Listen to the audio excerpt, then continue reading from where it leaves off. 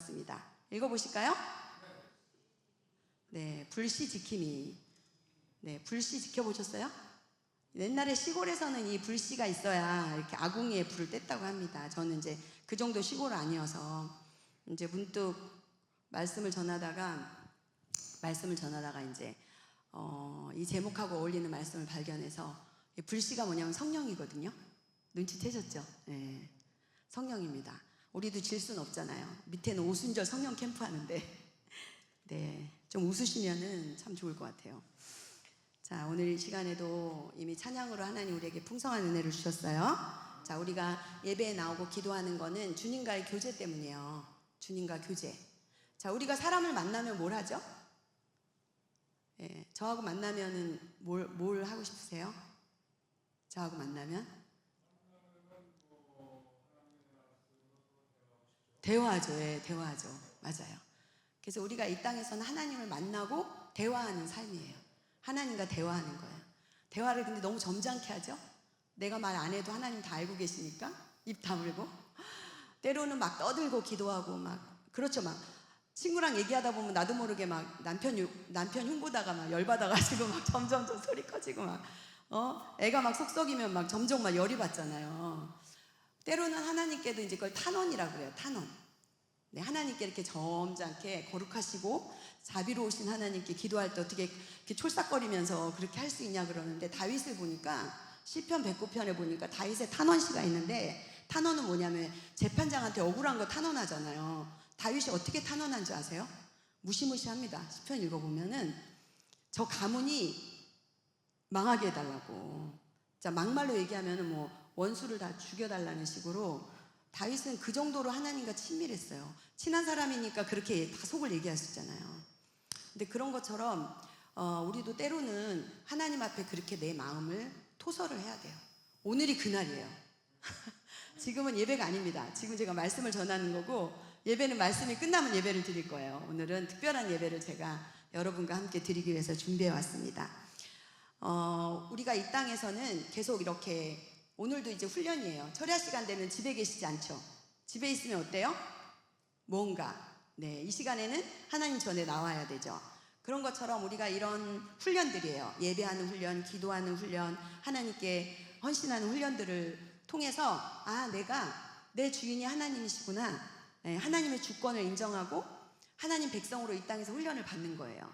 그러면 점점 훈련이 잘 되면 나를 훈련시키는 그분과 친밀해지는 거예요. 근데 계속 이제 뺀질거리고 훈련 안 받고 이제 이러다 보면 이제 어떤 일이 일어나냐면 삶에 어려운 일들이 일어나요. 근데 그게 하나님이 나를 미워해가지고 벌을 주려고 그런 게 아니라, 하나님이 이제 빨리 깨닫게 하기 위해서 고난이라는 걸 통해서 우리를 그것도 훈련시키시는 거예요. 고난이 오면은 아따 훈련이 세구나 이렇게 생각하시면 돼요. 그럼 또 그 고난에 맞게 하나님께 더 가까이 기도하고 도망가지 말고 고난이 오면 더 가까이, 하나님께 더 가까이 가서 하나님 발치 붙잡고 발목 붙잡고 해결해 달라고 하나님께 기도하면 돼요. 근데 우리는 어떻게 보면 그렇게 하시는 분도 많지만 때로는 고난이 오면은 도망가죠. 어디 숨죠. 이걸 도피라고 합니다. 잠시는 편안할 수 있어요. 그러나 더 큰 고난이 몰려옵니다. 그래서 고난이 다가오면 빨리 눈치를 채세요. 하나님이 나 세게 훈련시키시는구나. 빨리 가야지. 그래서 더 기도로 깨어있고, 더 새벽에 깨어있고, 또 기도하고, 그러다 보면은 어느 틈에 언제 그랬냐는 듯이 네, 마음에 샬롬이 옵니다. 샬롬. 평강이 최고의 복이에요. 돈이 아무리 많아도 사람들이 왜 죽죠? 샬롬이 없어서. 샬롬이 없어서 죽어요. 죽고 싶어요. 살고 싶지 않아요. 엊그저께 이제 제가 소속돼 있는 나중 울타리에 어떤 아이가, 중학교 3학년짜리 아이가 집을 나와가지고 왔어요. 도와달라고 왔어요. 근데 이제 저희가 엄마들을 많이 훈련시키는데, 이렇게 훈련하고 있는 엄마의 자녀예요. 중3짜리인데 지금 이제 학교에서 굉장히 괴롭힘을 당하고 있어요. 그래서 중학교 들어와서 학교만 가면 애들이 이제 뭐 실내화도 훔쳐가고 자기 물건도 자꾸 훔쳐가고 사물함에 지저분한 거, 영화에서 나오는 거하고 똑같아요. 지저분한 거 넣어놓고 막 징그러운 거 막 넣어놓고 이래가지고 얘가 너무 노이로제가 걸려가지고 이제 엄마한테 얘기해서 엄마하고 매일 기도하고 막 이렇게 했는데, 갑자기 이제 외할아버지가 아파가지고 수술을 하게 된 거예요. 그래서 엄마가 자기 아버지니까 이제 아들도 그런데 아버지가 지금 당장 췌장암으로 수술하게 돼가지고 이제 엄마가 너무 마음이 아파가지고 그날따라 얘가 막 얘기를 하는데 안 들어준 거예요. 엄마가 너무 힘드니까. 그날따라 이제 부산인데 부산에서 서울까지 아버지가 서울대병원에 와가지고 진료를 받고 수술 날짜를 받고 간 날이야. 그러니까 엄마가 얼마나 마음이 무너지겠어요. 근데 이 철없는 아들은 자기만 봐달라는 거지. 그날도 이제 학교에서 그런 일이 있었어요. 그래가지고 이제 엄마한테 얘기를 했는데 엄마가 응 알았어 그래 힘들었겠다 이렇게 이제 건성으로 한 거를 애가 알은 거죠. 그래가지고 그날 밤에 이제 엄마는 자고 모두 자는데 이제 얘가 잠을 안 자고 이제 게임을 막 하다 게임을 해요. 이제 그런 애들은 약간 외롭고 왕따 당하고 이런 애들은 이제 도망가는 게 게임으로 도망가거든요. 게임을 하는데도 잠이 안 오는 거예요. 게임이 다 끝났는데도 잠이 안 오고 막 그러니까 너무 괴로우니까 새벽에 이제 짐을 싸가지고 나와가지고 자기를 도와줄 수 있는 사람, 엄마가 안 도와주니까 서울까지 KTX를 타고 온 거예요. 엄마는 아침에 일어나서 애가 없으니까 이제 뭐 난리가 났고 실종신고하고 요새 실종신고하니까 와 요즘에는 진짜 핸드폰 때문에 금방 찾더라고요. 그래서 결국 걔가 이제 와서 지금 일주일 학교에 이제 그걸 쓰고 일주일 동안 이제 우리가 걔를 돌보고 있어요. 이 어린아이들부터 어른들까지 마음의 샬롬을 잊어버리면 살고 싶지가 않아요. 걔가 그 밤에 옷걸이에다가 옷걸이가 이렇게 있는데 옷걸이가 이제 요즘에 벽에 이렇게 있잖아요. 벽에 이렇게 박혀있는 옷걸이에 이거를 한 거예요. 근데 다행히 의자 위에서 그랬는데 의자를 치우지 않고 너무 이렇게 숨이 차니까 얼른 이제 내려온 거지. 힘드니까 무서우니까 의자를 쳤으면은 도와줄 사람도 없고 큰일 날 뻔한 거예요. 근데 그게 보니까 한 번 그러면 이제 이게 자꾸 재범이 된대요. 애들이 한 번 이렇게 해보면 익숙하니까 또 하게 되고 또 하게 되고. 그래서 여기 계신 분들은 자녀들이 다 장성해서 어른이 됐겠지만 우리들도 때로는 그렇잖아요. 하나님 은혜 가운데 놓여 있지만 삶에 실망하고 낙심할 때가 있어요. 그래서 정말 슬프고 우울하고 교회 오는 것도 싫고 저도 그런 걸 경험한 적이 있어요.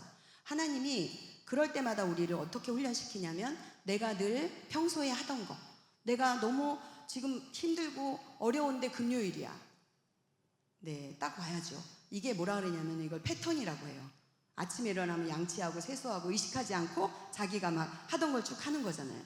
근데 우리가 좋은 패턴을 만들어 놔야 돼요. 그래서 내 마음이 무너질 때도 나도 모르게 무의식적으로 오는 거예요, 성전에. 그래서 와서 앉았는데 하나님 말씀이 들려지는 거예요. 하나님 말씀은 방망이 같아서 내 마음을 두드립니다. 때립니다. 좌우의 날섬 검 같아서 우리의 영혼육과 골수와 관절을 찔러서 쪼개죠. 그래서 말씀 한마디에 회복이 되는 거예요. 그래서 우리는 좋은 패턴, 말씀을 듣고 기도하는 패턴을 계속 가지고 이 땅에서 사는 날 동안 살아야 돼요. 그게 거룩한 백성의 삶입니다. 여러분들이 어떻게 이런 어려움에 어떻게 반응하시는지 모르겠습니다.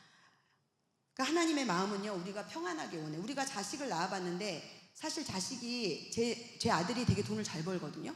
근데 늘 얘가 돈을 잘 버는 거에 관심이 없고 얘가 건강한가, 얘가 외롭지 않나, 그거에 관심이 있어요. 얘가 행복한가, 이거에 관심이 있죠. 내가 너 연봉이 얼마니, 뭐 돈을 어디다 쓰니, 이런 거 진짜 관심이 없어요. 유럽에 갔거든요, 추석에. 그래서 못 봤어요. 너무 보고 싶어요. 저희 큰아들이 이제 38살이나 됐는데 결혼을 안 했습니다. 너무 보고 싶은 거예요. 다른 건 아무것도 없어요. 그냥 보고 싶어요.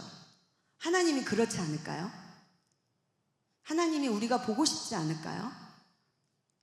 그냥 주일날 한번 삐끗 와서 예배 드리고 그냥 앉아있다가 이렇게 똑같이 앉아있다 가시잖아요. 예. 저라고 뭐 다르겠습니까? 저는 이제 사역자니까 아무래도 뭐 사람들도 뭐 양육을 하고 이러니까 많이 노출이 하나님께 돼 있지만 저 역시도 마음을 들이지 않으면 그런 행위만 예배 100번 20번 드려도 소용이 없어요. 회복이 안 되면 소용이 없어요. 하나님은 우리가 정말 행복하기를 원하세요. 그래서 하나님이 이제 우리를 훈련하시는데 오늘도 훈련이라고 말씀드리는 거예요. 이 훈련을 잘 받기 위해서 뭘 주셨어요? 훈련, 하나님의 이런 때로는 굉장히 이제 엄한 훈련, 이런 훈련을 잘 받기 위해서는 무기가 필요한데 그 무기가 기도예요. 네. 그래서 때로는 잔잔하게, 때로는 내 마음을 토하면서 그렇게 기도하면서 하나님과 친밀감을 갖는 거예요. 이 땅에서는요, 하나님과 친해지는 일 외에 없어요. 우리 아이들이요, 학교를 가면 제일 문제가 뭔지 아세요? 친구입니다. 제 첫 번째 사회인데 학교 가면요, 친구가 안 사귀어지는 거예요. 요즘엔 더 안 사귀어집니다. 게임을 하기 때문에. 친구가 인터넷에 있어요. 인터넷 안에서 친구를 만나요. 그래서 어떤 엄마가 061을 확 꺼버리니까 나 지금 여기서 만나고 있는데 왜 그걸 끄냐고. 061이라고 이렇게 컴퓨터 이렇게 인터넷 되는 게 있는데 그걸 엄마가 하도 게임을 하니까 그걸 빼버렸어요. 그랬더니 전원을 안 빼고 요즘에 인터넷을 단절하면 되거든요. 얘가 불같이 화를 내면서 말을 해가지고 엄마는 테레비를 왜 보냐고. 그러면서 이따만한 커다란 테레비를 확 거실에다가 밟아버리는 거예요. 나 친구도 못 만나게 062 꺼버리고. 왜 엄마는 테레비 보고 왜 엄마는 사람 만나냐고. 이런 지경입니다. 근데 우리가 하나님과 점점 친밀해지면 어떤 일이 있냐면요, 대단한 일이 생깁니다. 어떤 선교사님이 기도원 가서 기도하실 때요, 막 기도하는데 중보기도를 한 거야. 하나님 누구도 도와주고 누구도 도와주고 막 그랬더니 하나님이 너는 물어보신 거야. 너는 어떠니? 근데 이제 갑자기 그분이 중국 선교를 한 40년 정도 하신 분이에요. 중국에서 오지에 가 선교하셨는데 갑자기 그 말이 쿵 하고 바위처럼 마음에 떨어지더니 나는 어떻지? 나는 하나님께 뭘 기도하고 있는 거지?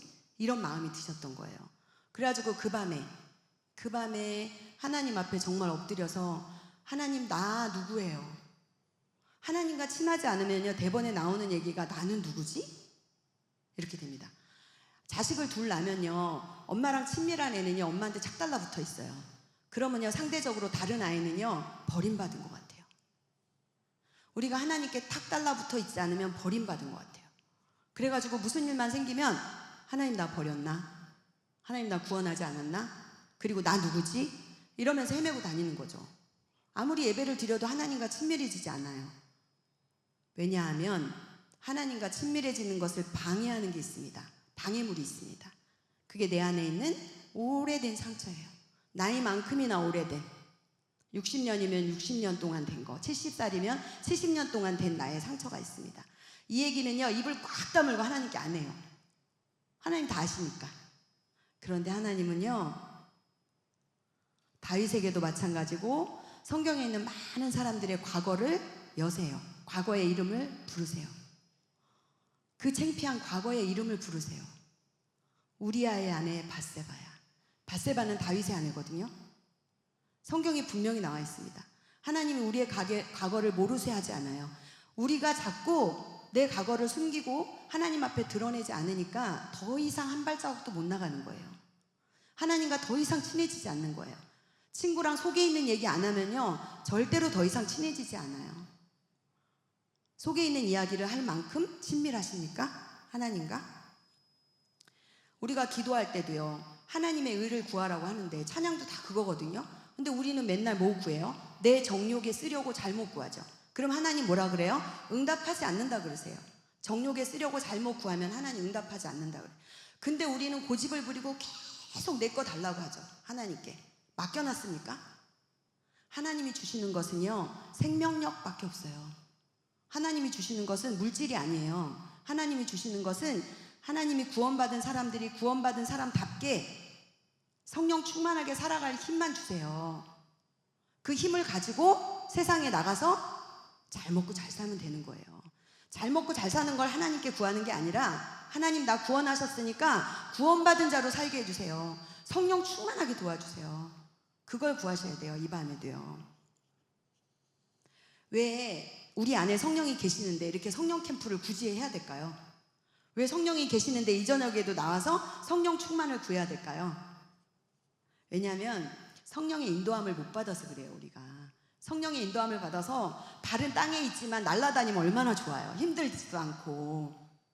지금 밑에 캠프 하시는 분들 엄청 힘들어요. 아침 9시부터 좀 아까 만나 뵀는데 정말 이게 하체가 다 없는 것 같아요. 여기가 너무 힘드니까, 하루 종일 서 계시니까 너무 안쓰러웠어요. 28명의 훈련생들을 위해서 봉사자들이 저렇게 헌신하고 있는데 왜 저렇게 해야 될까? 성령 우리 안에 계시는데. 그렇다고 성령 우리 안에 계시니까 저는 안 해도 돼요가 아니란 얘기죠. 그 헌신자들의 수고가 헛되지 않도록 성령의 충만함을 받으면 되는 거 아니에요? 훈련생들이 28분이 다음에는 똑같이 도우미가 돼야 되잖아요. 그 영성훈련의 그런 패턴이 그거더라고요. 저도 영성훈련을 뭐 안 받은 거 없이 다 받았는데 영성훈련은 항상 그렇게 흘러감의 법칙이에요. 내가 받은 사랑을 흘려보내는 기쁨으로 하고 계시더라고요. 저희는 누구냐면 하나님이 이 땅에서 신부로 훈련하세요. 예수님과 결혼하셨습니까? 약혼했습니다. 우리는. 네. 이스라엘의 결혼은요, 이제 새하늘과 새 땅에 어린 양, 요한계시록에 어린 양 혼인잔치가 결혼식이에요. 그래서 지금은 예수님과 정혼 상태예요, 우리가. 근데 이스라엘은 정혼이 결혼이고 절대로 깨질 수 없는 거예요. 그래서 우리는 그리스도의 신부로 이 땅에서 살아가는데 왜 제가 성령이 중요한지 말씀드리는 거예요. 왜 말씀드리냐면 막 얘기하다 보니까 지금 PPT 넘기라는 얘기도 안 하고, 네, 아직 안 나왔습니다. 신랑이 신부와 약혼을 하고 아버지 집에 가서 신부가 이 땅에서 살아야 되잖아요. 그래서 이 신부에게 뭘 줍니다. 신랑의 뭐 어떤 걸 줘요? 눈치채셨어요? 네, 이거 가지고 살아야 돼, 나올 때까지. 절대로 이거 잃어버리면 안 돼. 그게 바로 성령이에요. 네, 말씀 주세요. 요한복음 16장 7절에 보면, 자, 읽어볼게요. 내가 너희에게 쉬운 성경이에요. 애들 성경이요. 내가 너희에게 진리를 말하겠다. 내가 떠나가는 것이 너희에게 유익하다. 내가 누구죠? 예수님이죠. 내가 가지 않으면 보혜사가 너희에게 오시지 않을 것이다. 내가 가면 보혜사를 너희에게 보낼 것이다. 이제 신랑이 가는 거예요. 네, 가면서 보혜사를 보낸 거예요. 선물을. 자, 같이 읽어볼게요. 보혜사, 곧 아버지께서 내 이름으로 보내실 성령께서, 자, 여기 중요합니다. 너희에게 모든 것을 가르쳐 주실 것이며 또 내가 너희에게 말한 모든 것을 생각나게 하실 것이다. 자, 뭐가 궁금하세요? 예수님이 우리에게 말한 모든 것은 뭘까요? 이게 성령이 하시는 일이에요. 여기 모든 것. 예수님이 이 땅에 오셔서 33년 동안 계셨지만 공생애는 3년만 하시고 십자가에 못 박혀 돌아가시고 부활하시고 승천하실 때 하신 말씀이에요. 그래서 신랑이 이제 아버지 집에 가서 처소를 구하러 갔어요. 언제 올지는 아버지만 알아요. 지금 우리는 기다리는 중이에요. 뭐하고 기다리냐면요, 순결을 지키면서 머리맡에 신부의 세마포 옷을 개놓고 이제나 저제나 신랑이 나를 데리러 올까 기다리는 신부예요. 기다리는 신부. 기다리는 신부는 감정이 1번 어떨 것 같아요? 1번 무섭다. 2번 설렌다. 몇 번일 것 같아요? 신랑이 언제 올까봐 무섭습니까? 설렌다. 날마다 설레십니까? 저는 딴 건 모르겠는데 우리 아이들 앞에 있으면 설레요.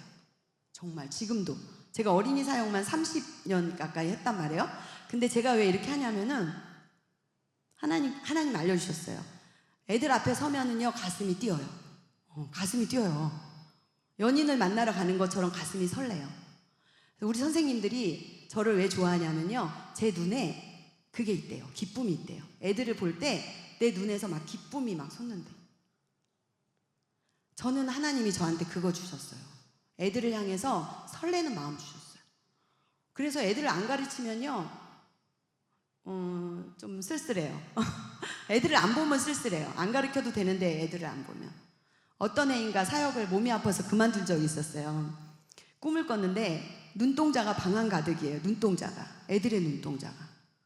그 다음날 벌떡 일어나서 하나님 오늘 전화 오면 갈게요. 그래서 이제 왕심이 쪽에 있는 교회로 이제 가게 되었는데, 하여간 저한테는 그래요.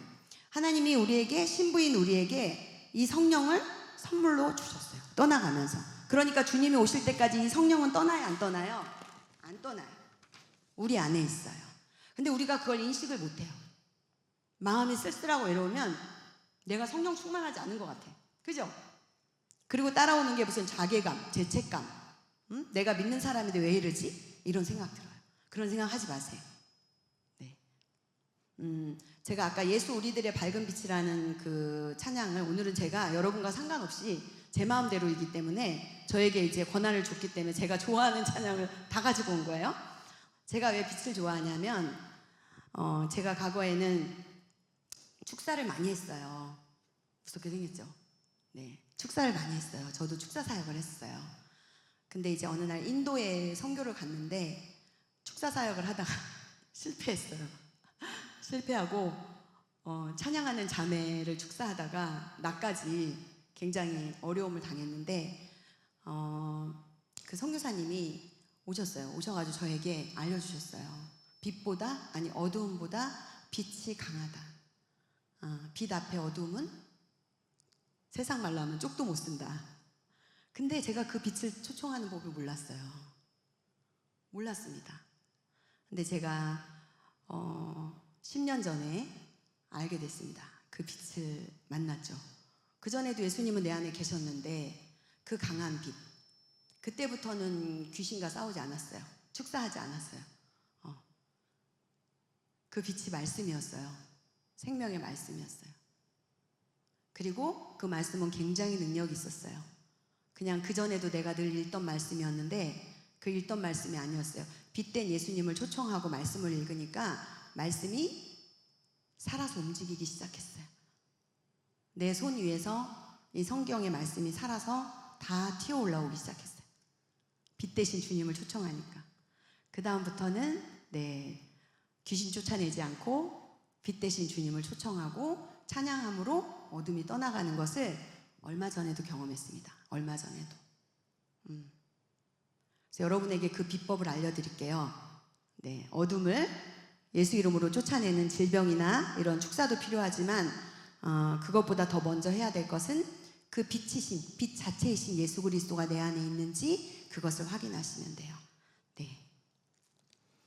자, 성령은 제가 이 성령의 오늘 그 구약의 근거를 이왕 온 김에 구약의 성령의 근거를 좀 알려드리면 여러분 신앙생활에 도움이 많이 되실 것 같아서 우리가 지금 믿고 있는 성령은 언제 오셨죠? 우리 안에? PPT 보여주세요. 우리 안에 언제 오셨냐면 예수님이 승천하시고 예수님이 이 땅에 40일 계시다가 열흘이 지나고 오순절에 성령이 임했습니다. 모든 사람들에게, 각 사람에게, 기도하는 각 사람에게 성령이 임했어요. 이게 신약에서 나오는 처음 받은 그런 성령의 사건이에요. 그런데 우리가 신약이 있는 게 아니라 신약의 사건은 항상 구약의 그림자예요. 신약은 실체야. 성령이 실제로 왔어요. 실제로 사람들 머리 위에 왔다는 거 이제 마음에 왔다는 거거든요. 마음에 임한 거예요. 그러면 이 구약에 이 성령이 있었을까요? 구약에? 네, 있었습니다. 구약에 레위기 9장 24절에 보면 24절에 이 불이 하나님의 불이에요. 여호와 앞에서 나와서 제단 위에 번제물과 기름을 다 태웠어요. 뭐가 생각나죠? 엘리야의 제단이 생각나네요. 그죠? 이 하나님의 불. 구약에도 하나님의 불이 임하잖아요. 여러 곳에 임합니다. 온 백성이 이를 보고 소리 지르며 엎드렸어요. 레위기 9장은 뭐냐면요, 레위기 1장, 2장, 3장, 4장, 5장, 6장, 7장, 8장, 9장이거든요. 그럼 앞에는 무슨 일이 있었냐면은 그 복잡한 제사의 과정이 있었어요. 9장에는 뭐냐면 앞에는 우리가 저기 사면, 세탁기 사면, 가전제품 사면 뭐가 오죠? 설명서. 앞에는 설명서예요. 하나님께 이렇게 나아가라. 이 9장 24절이 드디어 졸리시죠? 드디어 진짜 제사가 드려진 날이에요. 진짜 제사가 드려진 날이에요. 그래서 이날 진짜 아론이 제사를 드렸더니 어떤 일이 일어나요? 불이 어디에서 왔을까요? 하늘에서. 불이 내려와가지고 제물을 다 태웠습니다. 자, 이제부터 이게 문제예요. 이게 구약에 나오는 첫 번째 하나님의 불이에요. 레위기에 나오는. 잘 기억하세요. 누구도 얘기 안 해줄 거예요. 성경을 읽어보면 다 알아요. 근데 우리가 헷갈리는 거예요. 너무 많아가지고. 그리고 나서 이 불을요, 언제까지 이스라엘 백성이 꺼트리지 않았을까요? 이 불을 언제까지 꺼트리지 않았을까요? 이 불 꺼트리면 안 되거든요. 하늘에서 내려온 불이니까 이제부터 제사를 드릴 때 이 불로 드려야 돼요. 꺼트리면 안 돼요. 언제 꺼졌을까요? 빨리 성경을 아시면 막 뒤로 막 가보세요. 이스라엘 백성이 이제 광야를 지나서 다시 가나안에 들어가서 왕정시대가 되고 다시 나라가 갈라지고 어떻게 됐죠? 포로로 잡혀가죠. 그때까지 이 불이 안 꺼졌대요. 그래가지고 문헌에서는요, 이스라엘 백성이 아주 대단한 백성이래. 어떻게 이때 내려온 불이 1440년 BC 이때 불이요 586년이죠. 유다가 망한 게 그때까지 안 꺼트린 거예요. 아니 너무 웃기지 않습니까? 광야에서 하나님의 불이 지금 어디에 내려온 거예요? 텐트에 내려왔어요. 성막 그림 보여주세요. 텐트에 불이 내려왔어요. 저렇게. 근데 저 불을 어떻게 지킬까요? 여러분 어떻게 지킬 것 같아요? 1번 잘 지킨다. 2번 차곡차곡 개서 지킨다. 3번 그릇에 담아서 지킨다. 저도 생각 많이 해봤어요. 성경을 읽으면 되는 걸 갖다 생각만 많이 했어. 어떻게 저 불을 가져가지? 어떻게 물을 가져가지? 광야의 40년 생활을 생각하면서 알려드릴게요. 그 다음에 PPT 있을까요? 넘겨줘 보세요. 그 다음 넘겨줘 보세요. 그 다음 이거예요. 이거 이름 뭔지 아세요? 이름 아세요? 성경을 많이 읽으신 누구 이름을 부르면 굉장히 저기 하겠죠?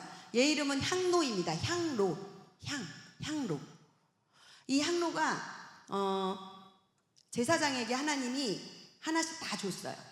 다 만들어서 하나씩 다 줬어요. 다 만들어서 여기 안에다 불을 갖고 다닙니다. 그러면은 집사님 불 꺼지면 어떻게 하면 돼요? 친구 제사장에게 가서 불을 붙이면 돼요. 그런데 나답과 아비후가 그렇게 안 한 거예요. 나답과 아비후는요, 오늘 불이 내려온 그날 죽습니다.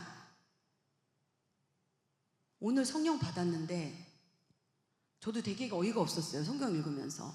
어떻게 이런 일이? 아론에게 아들이 4명 있었어요. 그날 아까 불이 내려와서 사람들이 이 불이 하늘에서 내려오니까 처음 본 거야.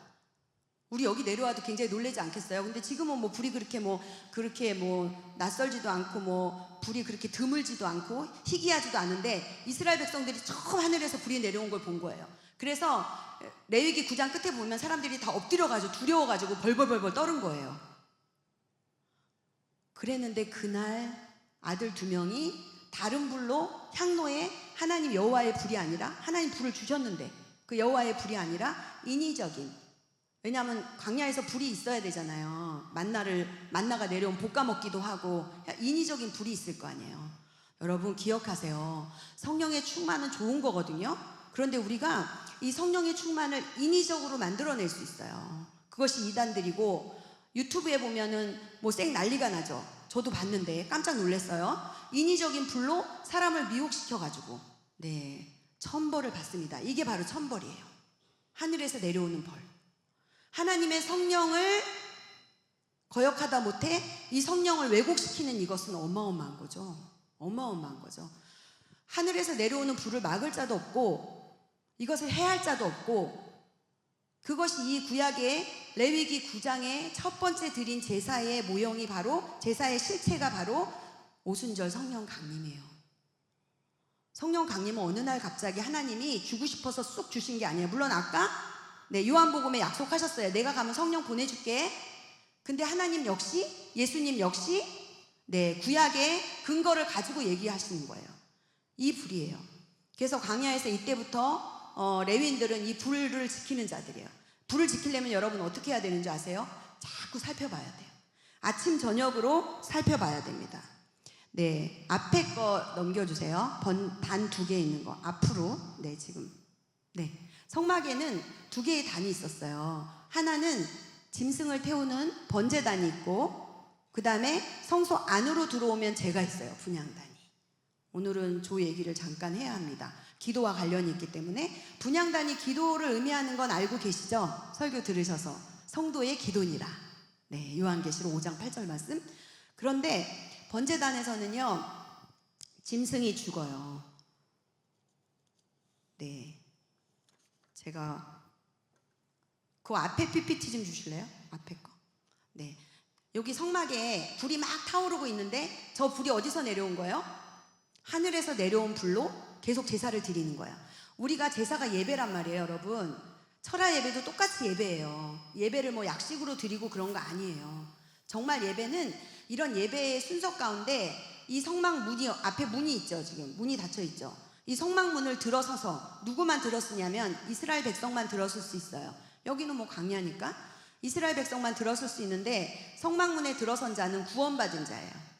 저와 여러분이 구원을 받았기 때문에 이 성막문에 들어설 수 있어요. 성막문에 들어서면 제물을 끌고 와서 나를 대신해서 내 죄 사함을 위해서 제물을 죽이잖아요. 그게 저 번제단에서 태우는 거죠. 때로는 각을 떠서 때로는 기름만 태우기도 하고 5가지 제사별로 태웁니다. 저렇게 태우고 나서 저 불을 어디로 가져가냐면 아까 그 향로에 담아서 제사장들이 보관을 해요. 그랬다가 제비를 뽑아서 내 순서가 되면 그 향로에 불을 피워가지고 안으로 들어가는 거예요. 제사장들이. 그러니까 이런 부분들을 우리는 성경을 읽어도 잘 몰라요. 내가 성령의 불을 받은 자인데 내 향로에 불이 있냐고요. 불이 지금 타오르고 있냐고요. 하나님의 불은요 꺼지지 않아요. 쟤네는 꺼질지 몰라도 구약에서는 잘못 건사해서 물론 바벨론 포로로 잡혀갔을 때 꺼지긴 했지만 성전이 다 무너졌으니까 하나님의 불은 꺼지지 않아요. 성령은 내 안에 오시면 절대 꺼지지 않아요. 여러분, 내가 내 향로에 불이 꺼졌다고 잘못 생각하는 거예요. 뭐 때문에? 내가 하는 어떤 것 때문에, 내가 하는 어떤 행위나 내가 먹고 있는 이 마음가짐이나 이런 것 때문에 내 안에 이 향로에도 불이 계속 타려면 어떻게 되냐면은 이따가 얘기하지만 불도 계속 있어야 되지만 기름도 있어야 돼요. 그리고 뭐가 있어야 되냐면 향이 있어야 돼요. 이 향이 기도예요. 분향단이 기도가 아니라 향이 기도예요. 향이 이렇게 타서 올라가죠. 연기가. 하나님이 이걸 이제 흠령하시는 건데 넘겨주세요. 잠깐만요. 성막은 다 알고 계시죠? 제가 오늘 성막 예배를 짧게 드릴 거거든요. 이따가 기도를 길게 하는 것보다 성막 예배를 드리는 게 훨씬 하나님 인식이 잘 되거든요. 근데 조금 아까 얘기한 대로 이 성막의 절차를 아셔야 돼요. 성막 문에서부터 번제단을 지나서, 번제단 지나면 뭐가 있을까요? 손을 씻는 곳. 물두멍이 있습니다. 물두멍에서 제사장들이 손을 씻거든요. 아니요, 아직 안 넘기셔도 돼요. 아까 거기요. 그래서 거기서 기도를 하는 거예요. 우리가 예배 드릴 때 회개 기도 하잖아요. 정확하게는 자백 기도라고 합니다. 그리고 나서 저기 동그란 거 보이는 게 물두멍이고, 저기 안에 들어가면 이제 텐트 쳐 있는 데가 앞에가 성소고 그 안에가 지성소예요. 자, 제가 굉장히 듣기 힘든 소리 할게요. 우리가 예배를 드리면 지성소까지 들어가질까요? 하나님을 1대1로 만나는데 들어가시죠. 어떤 분들은 대예배 가운데도 하나님을 1대1로 만나니까요. 그런데 대부분은 여기 성소 안에서 말씀의 떡을 먹고 성령의 등불에 비추어서 앞에 분향단에서 예수 그리스도의 중보를 힘입고 그냥 나가게 될 때도 있어요. 원래는 휘장을 지나서 지성소에서 하나님 만나야 돼요. 만나서 내가 깨어지고 쪼개지고 하나님과의 대면이 일어나야 돼요. 이것만 아셔도 여러분의 예배가 달라질 거라 믿어요. 저도 몰랐거든요. 지성소를 깊이 공부하기 전에는 저도 제 예배가 이렇게 깊어지기가 쉽지 않았어요. 그냥 주일날 예배 드리고, 저도 예배 많이 드렸죠. 근데 하나님의 임재가 느껴지지 않는 거예요. 왜 하나님의 임재가 느껴지지 않을까? 손을 들고 찬양을 많이 하면, 뜨겁게 하면, 기도를 2시간 하면 다 해봤죠. 근데 지금은 이 지성소 예배의 틀로 성막문을 지나서 들어가는데 10분 정도밖에 안 걸리거든요. 근데 10분 만에 하나님이 인식이 돼요. 내 안에 하나님이 계신 게 막 인식이 돼요. 마음이 따뜻해져요. 하나님이 계신 게 인식이 되면. 그리고 걱정이 하나도 없어져요. 제가 전에도 말씀드렸죠? 제가 아침에 출근하기 전에 이제 여기 교회 옵니다. 교회 와가지고 1시간 전에, 나주일탈이 출근하기 전에 1시간 전에 와가지고 하는 게 지성소 예배 드리는 거예요. 그리고 내가 충만해져서 출근하는 거예요. 하루 종일 어떤 일이 나한테 불어닥칠지 몰라요. 그래서 저는 이제 늘 전신갑주 선포하고 그러는데, 그래서 하나님은요, 아까 그 불을 꺼트리지 말라는 거예요. 제사장들에게. 저와 여러분이 누구죠? 저 여러분 누구예요? 왕같은 제사장, 예수 그리스도의 신부. 잃어버리지 마세요. 신부는 신랑을 기다리는 중이에요. 그리고 제사장이기 때문에 제사를 드릴 수 있어야 돼요. 예배자가 돼야 돼요. 근데 예배는 하나님을 만나야 예배가 되는 거예요. 안 만나면 예배는 꽝입니다. 넘겨주세요. 그래서 이 번제단은요, 예수 그리스도의 십자가예요. 짐승을 계속 잡았는데 히브리서에 보니까 예수님이 오셔서 마지막 제사를 드리신 거예요. 더 이상은 짐승을 안 잡아도 돼요. 그래서 번제단은 십자가를 상징해요. 분향단의 향이 바로 성령을 상징합니다. 그래서 성령의 불이 꺼지지 않게, 번제단에 하나님이 임했던 그 하나님의 불이 번제단에서 분향단으로 옮겨와서 내 향로의 불이 활활활 타오르는 거예요. 기도의 불이.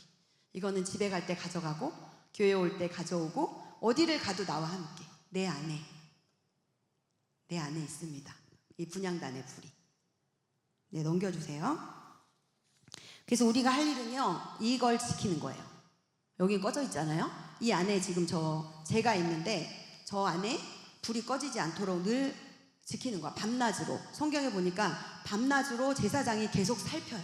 기름이 감람류가 떨어졌나 아니면 향이 없나. 향을 넣고 기름을 넣어야 이게 타오르거든요. 그래서 우리가 하는 일은 내 안에 성령이 정말 충만하게 임해 있나. 그래서 오순절 성령 캠프를 그래서 하는 거예요. 불 지킴이. 이것 때문에 하는 거예요. 제가 그거 생각하다가 이 말씀을 읽다 생각나는 거예요. 교회에서 뭔가 오성캠도 하고 또 뭐도 하죠. 여러 가지 우리는 성령에 관련된 설교도 목사님 많이 하시는데 이 불 지키라고 얘기하시는 거예요. 불 꺼뜨리지 말라고. 하나님의 불은 절대로 꺼지지 않아요. 내가 인식하지 못하기 때문에 가난하게 살 수밖에 없어요. 영적으로 가난하게 살 수밖에 없습니다. 이 분향단의 위치가 어디냐면요. 넘겨주세요. 얘가 또 되게 재밌어요. 네, 이 두 개의 단은 항상 꺼지지 않게 해야 된다. 하나님 명령이에요. 저기 레위기 말씀과 출애굽기 말씀은요. 번제단에 불 꺼지면 안 돼. 분향단에 불 꺼지면 안 돼. 왜? 위에는 우리가 구원받은 거고 밑에는 구원받은 이후에 성령이잖아요. 구원받은 이후에는 성령 사역이에요. 그래서 목사님이 그렇게 성령 하시는 거예요. 성령이 충만해야 전도도 할 수 있고 성령이 충만해야 자녀도 기를 수 있고 성령이 충만해야 내 삶도 이겨나갈 수 있어요. 근데 원리가 중요하죠. 아까 얘기한 대로 이 불이 여호와의 불인데 내가 인위적으로 지금 성령을 써먹고 있지 않나. 우리가 굉장히 많은 것들을 좀 범하고 있어요. 영적인 것들을 구약을 잘 모르기 때문에 신약에서 우리가 살면서 그냥 은혜로 쓱쓱 넘어가는 거죠. 은혜로. 네, 넘겨주세요. 불을 꺼뜨리면 안 된다. 여기 있습니다. 저 휘장 안쪽에 보이는 게 뭘까요? 저 이게 천이 휘장이에요. 휘장은 예수님의 육체인데 저 휘장이 언제 찢어지죠? 네, 예수님이 십자가에 못 박혀 돌아가실 때 왜 찢어지죠? 네, 들어오라고 찢어진 거예요. 예수님 몸이 찢어진 거예요. 그전에는 대제사장이, 저기 서 계신 분이 대제사장인데 1년에 한 번밖에 못 들어갔어요. 7월 10일 날. 그런데 이제는 예수님이 오시고 나서는 이제 구약이 다 폐해졌으니까, 폐해진 게 아니라 완성이 된 거예요.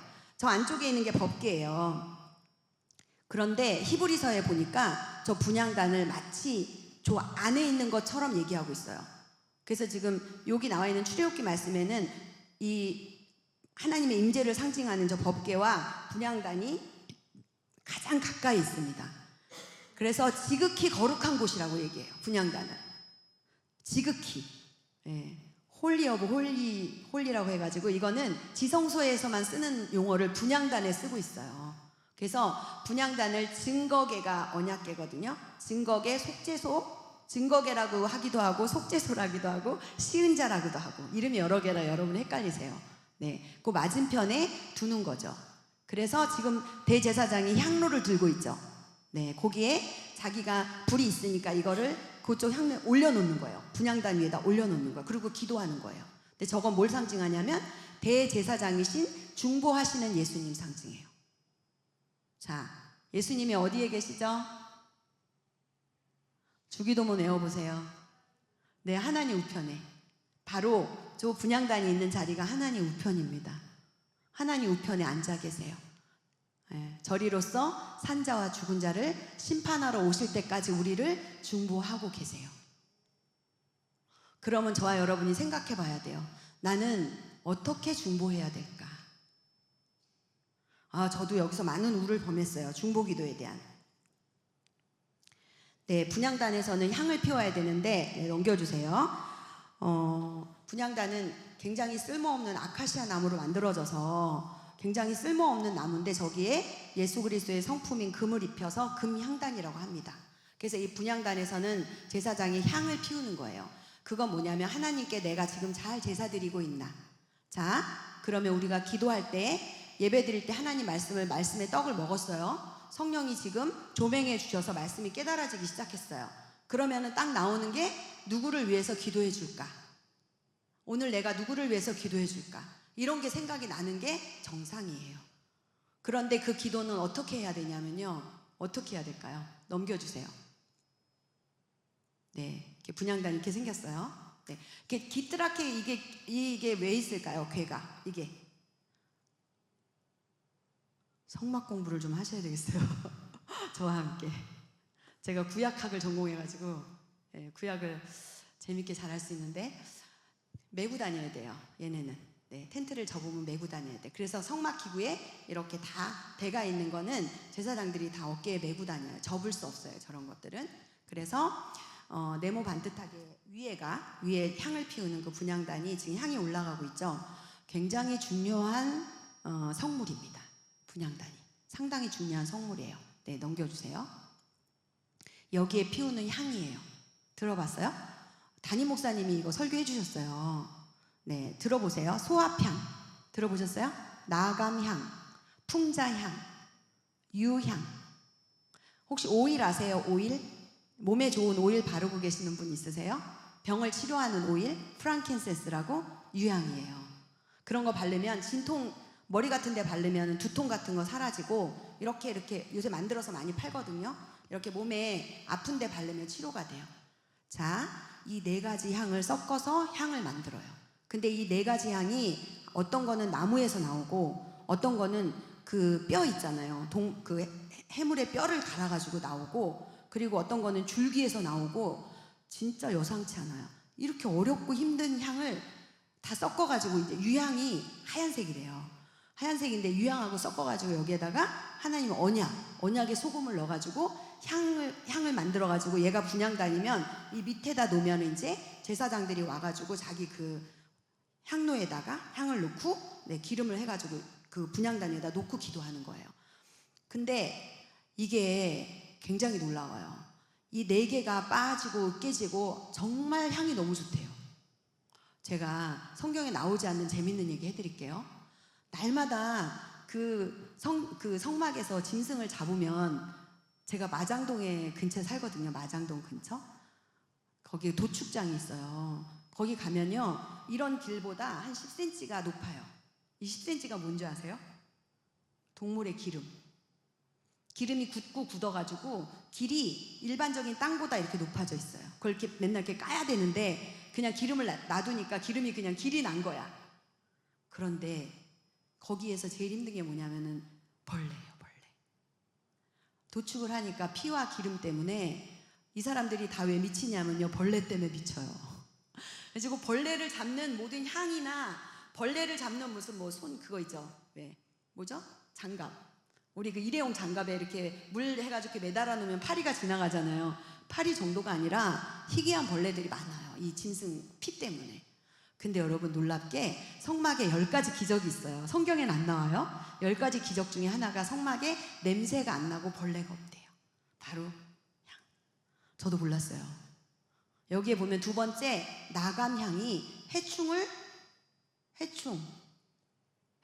네, 풍자향이네요. 방부제 역할과 해충을 제거하는 역할을 합니다. 풍자향. 그래서 이 귀한 것들을 같이 갈아서 이제 하나님께 드리는데 향이 이루 말할 수가 없대요.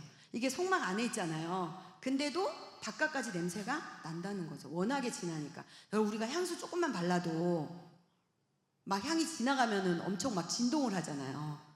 이 향이 비밀이었어요. 성막을 보호해주는 벌레로부터 그 악취로부터. 여러분 6월절 되면은요 양을 몇 마리 잡는지 아세요? 몇십 마리 잡아요. 몇십만 마리를 잡아요. 6월절이 되면. 그러면 그 피와 그 낭자한 그 기름과 어떻게 되냐고요. 자, 이 향이 의미하는 것은 뭐냐면 바로 이것입니다. 넘겨주세요. 네, 넘겨주세요. 이게 기도예요. 기도. 네, 금향로. 글씨체가 다 바뀌었네요. 금향로는 성도들의 기도다. 예, 그래서 우리가 향단하면은 늘 뭐 생각하냐면 기도 생각하는데 향단이 기도가 아니라 뭐가 기도예요? 향이. 그래서 향로에는 향이 없으면은 꽝이에요. 분향단에는 향로가 없으면 꽝이고 향로에 향이 없으면 꽝이에요. 그래서 향로에는 반드시 번제단에서 붙여온 하나님의 불이 있어야 돼요. 우리의 기도에 성령의 그 불이 있어야 돼요. 그래야지만 기도가 응답되고 남들을 중보할 수 있어요. 자, 중보 기도를 하겠거든. 이렇게 하세요. 네, 넘겨줘 보세요. 이렇게 하세요. 아까 풍자향, 나감향, 뭐죠 하나? 무슨 향이죠? 소합향, 유향. 이 향이요 어떤 거냐면요, 다 으깨져야 돼요. 다 으깨져야 되고 갈아져야 되고 찧어져야 되고. 넘겨주세요. 제가 그림을 여러 개 찾았어요. 겟세마네 기도를. 제가 겟세마네 기도에 엄청난 은혜를 받은 적이 있었거든요. 또 넘겨주세요. 네. 예수님 혼자, 제자들은 다 자고, 제발 나를 위해서 기도해달라고 했는데도 제자들 쿨쿨 자고. 네, 한 장이 또 있어요. 나중에는 이게 성화거든요. 이게 천사가, 예수님이 거의 한 장이 가려졌는데, 우리가 기도할 때 예수님 겟세마네에서 이렇게 그냥 기도하고 있는 줄 알았는데, 이게 이 정도로 기도하면 이제 실신이 되는 거예요. 그래서 어떤 그림은요, 거의 예수님이 앉아있지 못하고 쓰러져 있습니다. 자, 예수님은 겟세마네 동산에서 무슨 기도를 하셨을까요? 우리 그거 알잖아요. 네, 십자가를 지셔야 되잖아요. 이 그림 말고 어떤 그림이 있냐면은 사단이 있는 그림이 있어요. 사단이 겟세마네 동산에 와서, 그 그림은 이제 제가 안 갖고 왔는데, 예수님과 대화하는 장면이 있어요. 사단이 너 십자가 피할 수 있어. 너 하나님이잖아. 너 십자가 지지 마. 그것과의 싸움입니다. 그래서 결국 맨 처음에는 이 잔이 내게서 떠나가길 기도했지만, 결국 어떻게 해요? 예수님이 내 뜻대로 마시고 아버지의 뜻대로. 그게 소합향, 나감향, 풍자향의 기도예요. 완전히 으깨지는 기도, 내 자아가 으깨지는 기도, 짓이겨지는 기도. 그래서 제가 그랬잖아요. 중보 기도를 이렇게 쉽게 했구나 내가. 남한테 기도해드리겠습니다 이런 말 쉽게 하지 말아야지. 제가 예전부터 그래가지고, 그리고 나서부터 절대로 제가 기도해드릴게요 말 안 해요. 누가 기도해달라고 하면은 네, 마지못해 네 하고는 이제 생각하는 거죠. 기도를 해야 된다. 중보 기도가 정말 이 겟세마네 기도를 알고 나서, 이게 두 번째 그 번제 다음에 소제거든요. 소제가 가루를 아주 으깨는 거예요. 가루를 곱게 갈면 갈수록 비싼 가루가 돼요. 고운 가루가. 근데 예수님의 기도는 완전히 인간이, 제가 뭐라고 해왔냐면, 이 겟세마네 기도는 내 육체의 소원이 끝난 기도. 내 육체의 소원이 끝난 기도 해보셨습니까? 저는 딱 한 번 해봤어요. 우리 아들 때문에. 죽음 앞에서 하게 되더라고요. 살려달라고 할 때 이 기도가 나오더라고요. 그러니까 맞는 거예요. 예수님이 십자가에서 이제 자기가 죽어야 우리가 사는 거잖아요. 근데 나도 내 자식이 죽게 생기니까 이 육체의 소원이 끝나더라고요. 아무것도 소용이 없어요. 소원이 없어요. 얘만 살면 좋겠어요. 그래서 자식을 낳아보는 게 아버지의 마음을 아는 길인 것 같기도 해요. 그 자식만큼 절박한 게 없더라고요. 남편 안 절박해요. 남의 편이잖아요. 네, 내 편이 우리 자식이더라고요. 굉장히 진지하시네요. 웃긴 얘기 해도 웃지도 않으시고. 네, 자식이 아프니까 정말 내 육체의 소원이 끝난 기도가, 주님 살려만 주세요. 저도 큰아이 한 번 살려주시고 작은아이 한 번 살려주시고 2번 살려주셨어요. 그렇게 보이지 않죠? 네, 저도 정말 육체의 소원이 끝나는 기도를 했습니다. 그런 기도예요, 여러분. 그래야 중보를 할 수 있습니다. 긍휼의 뜻은 자궁이라는 뜻입니다. 긍휼, 자궁, 원어가. 엄마가 아이를 자궁에 품었을 때 내 소원이 끝납니다. 얘가 원하는 대로 먹습니다. 원하는 대로 먹고 모든 관심과 모든 필요가 이 자궁 안에 있는 아이에게 있습니다. 이게 긍휼이에요. 누구를 긍휼히 여길 수 있는 사람은 없습니다. 엄마밖에. 엄마가 아기를 잉태해서 낳아봤기 때문에 그 마음을 압니다. 내가 좋아하는 커피를 끊었어요. 아이를 임신했을 때 커피를 끊었습니다. 그때 생각나네요. 빨리 아기 낳고 커피 마셔야지. 그 생각이 납니다, 갑자기. 네. 우스운 얘기를 하면 좀 웃으셔야 돼요. 우리에게 웃음이 없어요. 너무 여유가 없어요. 그리스도인들이 너무 굳어있고 딱딱하고 경직돼 있고, 그래서 앞에서 항상 말을 전할 때면 좀 무섭습니다. 그래서 이 분향단의 기도는 내 육체의 소원이 끝난 기도다. 기억하시면 좋을 것 같아요. 한번 해보면, 한번 이 기도를 해보면 잊혀지지 않아요. 나는 언제 육체의 소원이 끝난 기도를 했을까? 저도 말씀을 준비하면서 생각하게 되었습니다. 내가 무슨 뭘 얻으려고 취직이나 아니면 공부나 학이나 이런 거에서 기도할 때는 다분히 이 육체에 속한 기도였어요. 근데 정말 내 생명 간대 없고 하나님 내 생명 대신 이 생명 구해주세요. 그렇게 할 때 예수님이 그랬어요. 하나님의 아들이기 때문에 충분히 십자가 피할 수 있었고 이 잔을 내게서 떠나게 할 수 있었습니다. 근데 그게 아니니까 거기에서 몸부림쳐서 이 땀방울이 핏방울이 되도록 으깨지고 승리하신 거죠. 그 승리가 우리 안에 있지 않습니까? 그리고 그 성령이 우리 안에 있어요. 근데 우리는 간혹 4시간에 주님이 오시기를 기다려요. 4시간에 주님이 오시기를. 내가 기도를 하고 4시간에 주님 오세요 이렇게 한다고요. 제가 있었어요. 내가 준비한 시간에 주님이 임하시도록 기도할 때가 많습니다. 주님의 임재를 구하기보다 내가 차려놓은 밥상에 주님을 초대하듯이 말씀을 준비하면서 회개가 많이 됐습니다. 우리는 흔히 기도 제목을 정해놓고 기도해달라고 그래요. 기도 제목 정해놓고 사역자들한테 기도해달라고 그러고 지체들에게 기도를 부탁합니다. 저도 많은 기도 부탁 받았죠. 진심으로 기도할 때도 있지만 그렇지 못할 때가 더 많았음을 고백해요. 정말 고백합니다. 남들한테 기도 많이 하는 것 같지만 저 그렇게 기도 많이 하지 않아요. 요즘에 맨날 제 자신이 너무 진짜 초라해가지고 열등감과 우월감이 쌍둥이인 거 아세요? 제가 굉장히 우월해 보이는데 그만큼 열등합니다. 여러분도 다 그러실걸요? 네, 열등감과 우월감이 동전의 양면이에요. 우월하게 보이는 만큼 그 사람은 열등감과 싸우고 있다고 생각하시면 돼요. 이런 감정들, 내가 사역을 하면서도 하나님 앞에 바로 서 있지 못하는 것 같아서 이 죄스러운 감정들, 자녀를 기르면서도 정말 자녀를 그렇게 사랑하지 못하는, 나는 왜 요거밖에 안 될까? 그리고 나는 왜 눈만 뜨면 사람을 이렇게 눈에 보이는 대로 평가할까? 여러분, 우리 눈이요 진짜 어떨 때는 없었으면 좋겠어요. 제가 그 시각장애인 부부를 보고 굉장히 은혜 받았어요. 지하철에서 두 분 다 안 보이시거든요. 얼마나 배려하고 얼마나 그 아내가 어떻게 될까봐 그러고 둘이 손을 꼭 잡고 서로 안아주고 둘 다 안 보이는데 내가 웃으면서도 너무 감동스러워서 그분들을 따라갔잖아요. 어떻게 발 헛디디실까봐 다시 내려가지고 동작에서 내려가지고 그분들이 다음 지하철을 탈 때까지 뒤에 서 있었어요. 근데 절대로 딴 데는 안 가시더라고요. 늘 이렇게 하던 그런 패턴이 있어서 정말 눈에 보이기만 하면 판단을 해요. 저 사람은 왜 저럴까? 왜 저렇게 말할까? 왜 그러냐고요 도대체. 제가 전도사기도 하고 이렇게 회복이 됐다고 하는데도 왜 그거밖에 안 되냐고요. 좀 너그럽고 더 포용하고 좀 사랑의 눈으로 쳐다봐주고 그 사람의 부족한 거를 좀 채워주려고 노력하고 어쩔 때 보면 남들이 안 되면은 약간 좀 통쾌한 마음도 들고 그런 마음도 저도 들어요.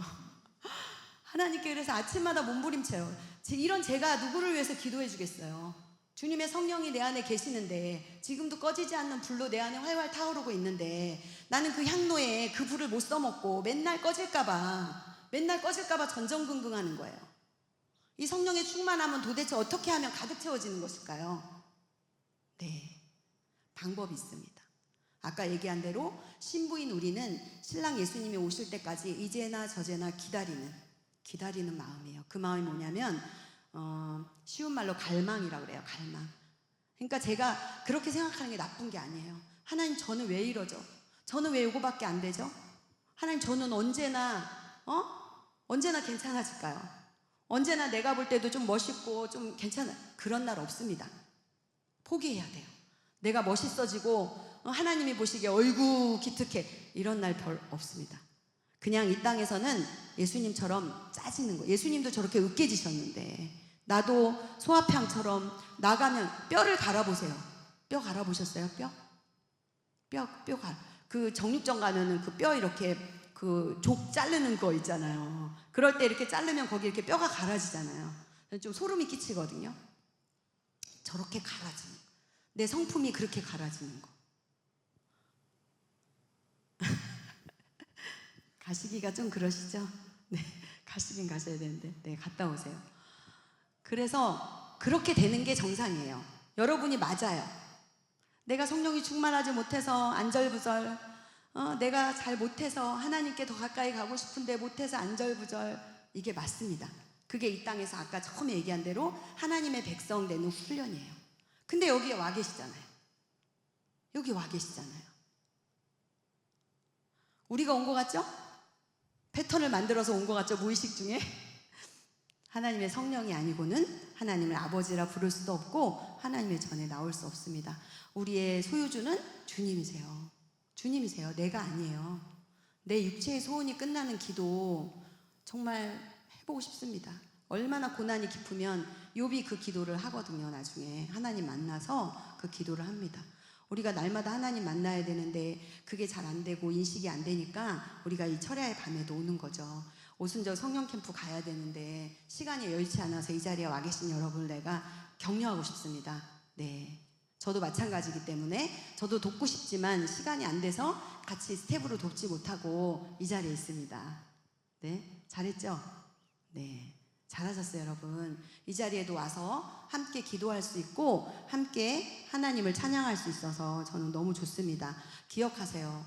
나는 그렇게 예수님처럼 겟세마네 기도에 육체의 소원이 끝나는 기도, 하나님이 내게도 그것을 원하실 때가 있어요. 누군가를 위해서 정말 진심으로 마음을 다해 기도해주고 싶은 마음이 내가 회복이 되면 그 마음이 생겨요. 내가 회복이 되면.